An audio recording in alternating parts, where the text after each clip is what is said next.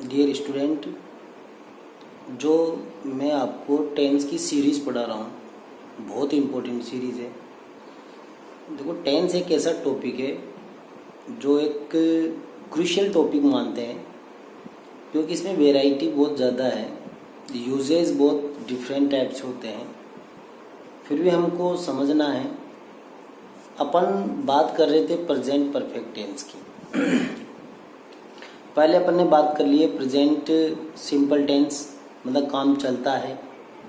फिर उसके बाद present progressive tense, present continuous tense अपन ने पढ़ा, जिसमें वर्क इन प्रोग्रेस रहता है। जब सेंटेंस बोला जाता है तब कार्य जारी रहता है। जैसे मैं पढ़ाता हूँ, मैं पढ़ा रहा हूँ, तो पढ़ाता हूँ तो प्रेजेंट सिंपल टेंस हो गया, और पढ़ा रहा हूँ तो प्रेजेंट कंटिन्यूअस टेंस हो गया। प्रेजेंट सिंपल टेंस में अपन ने बात करी थी कि वहाँ पर अपन अफर्मेटिव सेंटेंस बनाते हैं तो हेल्पिंग वर्ब का प्रयोग नहीं होता है, नेगेटिव बनाते हैं तो डू डज का प्रयोग होता है। फिर उसके बाद अपन ने कंटिन्यूअस में पढ़ा कि उसमें helping verb is are am का प्रयोग होता है। प्रेजेंट सिंपल की एडवर्ब लगती, प्रेजेंट कंटिन्यूअस की एडवर्ब लगती। प्रेजेंट परफेक्ट में क्या होगा, काम जारी पास्ट में हुआ है, लेकिन कंप्लीट कहाँ हुआ, प्रेजेंट में हुआ है, और काम कंप्लीट होने के बाद उसका प्रभाव प्रेजेंट में दिखाई देता है। मान लीजिए जैसे मैं खाना खा चुका हूँ, लेकिन जो बर्तन थे जिनमें मैंने खाना खाया या तो वो वहाँ रखे हुए थे, तो देखने वाले ने ये सेंटेंस बोला कि वो खाना खा चुका है, तो उसका प्रभाव प्रेजेंट के अंदर दिख रहा है। वर्क पास्ट में चला था, प्रेजेंट में पूरा हुआ है, लेकिन उसको ज़्यादा टाइम नहीं हुआ है, उसका प्रभाव दिख रहा है। तो फिर अपन किसका प्रयोग करेंगे, प्रेजेंट परफेक्ट का प्रयोग करेंगे। अब थोड़ा सा इसमें कंफ्यूज करने वाली जो चीज़ आती है, इसकी एडवर्ब आपको मैंने लिखवा दी, yet, just, already, so far, recently, ever, up to now, ये बहुत सारी एडवर्ब्स इसकी होती है। हेल्पिंग वर्ब इसमें हैज आती है। परफेक्ट टेंस कोई सा भी हो, चाहे प्रेजेंट परफेक्ट हो, चाहे पास्ट परफेक्ट हो, चाहे फ्यूचर परफेक्ट हो, इसमें मेन वर्ब की थर्ड फॉर्म आती है। और जो मेन वर्ब की थर्ड फॉर्म होती है उसे अपन जैसे पार्टिसिपल कहते हैं, प्रेजेंट पार्टिसिपल, और जैसे पास्ट पार्टिसिपल होता है, एक परफेक्ट पार्टिसिपल होता है।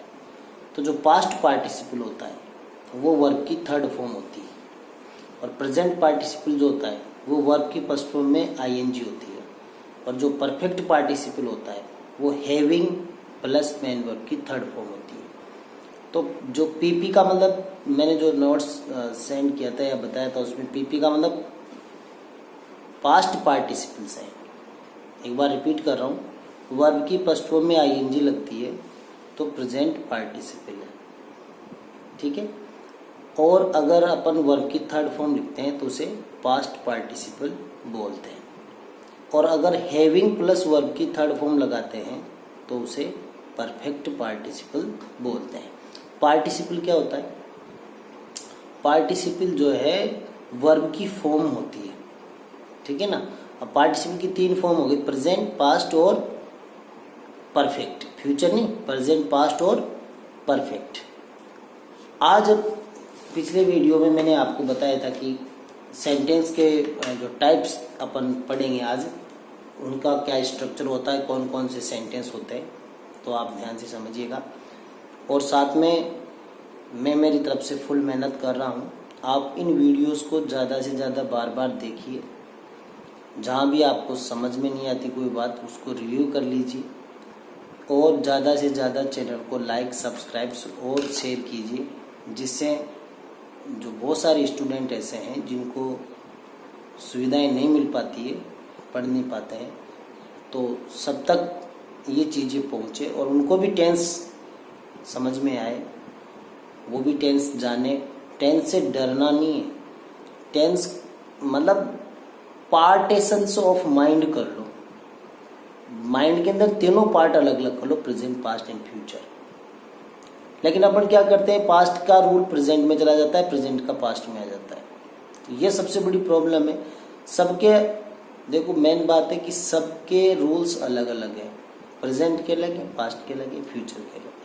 फिर प्रेजेंट में भी present simple, present continuous, present perfect continuous के इनके अलग अलग है।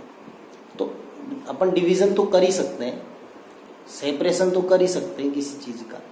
सबका अलग अलग जैसे एड्रेस होता है तो सबका अलग अलग में भी अलग अलग फॉर्मूलाज और रूल्स और helping verb and main verbs होती है।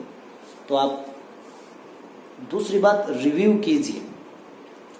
आपको प्रेजेंट याद करते समय मेमोराइजेशन करना, किसी चीज़ को मेमोराइजेशन करना मतलब आप रोज़ाना माइंड में उस चीज़ को वापस से उसकी स्टोरी को रिव्यू कीजिए, वापस से देखिए, याद कीजिए उसे, तो फिर वो परमानेंट हो जाती है। फर्स्ट जो होती है ना वो एल होता है। एल का मतलब होता है लिसनिंग। आप किसी भी चीज़ को ध्यान से सुनिए, सुनने पर 70% समझ में आ जाता है। 70% बातें ध्यान से सुनने पर समझ में आ जाती है। फिर सुनने के बाद उसको स्पीकिंग कीजिए, स्पीक कीजिए। एस का मतलब स्पीकिंग कीजिए, आप बोलिए। टीचर क्या बोला था उसको आप मन में गुनगुनाइए। फिर उसे पढ़िए, रीड कीजिए कि हाँ ऐसा ही है, और फिर लिखिए। लेकिन अपन क्या करते हैं, पहले लिखते हैं। तो दो प्रकार के आदमी होते हैं, तो पढ़े लिखे, एक लिख पढ़े। कुछ तो लिख कर पढ़ते हैं और कुछ लोग पहले पढ़ते हैं और फिर लिखते हैं। तो पढ़े लिखे बनो, लिख पढ़े नहीं बनना। और बार बार जब किसी चीज़ को अपन रिपीट करते हैं, अगर अपन किसी चीज़ को रिपीट करते हैं तो वो परमानेंसी हो जाती है। राइटिंग करने पर आप बिना देखे उसे लिख कर देखिए। पहले ध्यान से सुनो, फिर उसे बोलो, फिर पढ़ो और फिर उसे लिखिए। आप बिना देखे लिखिए और जहाँ अटके वहाँ वापस उसको देख लीजिए। तो इससे क्या होगा, आपकी मेमोरी पावर भी बढ़ेगी, आपकी परमानेंसी भी बढ़ेगी, आपको बिना देखे समझ में आने लगेगी चीज़ें।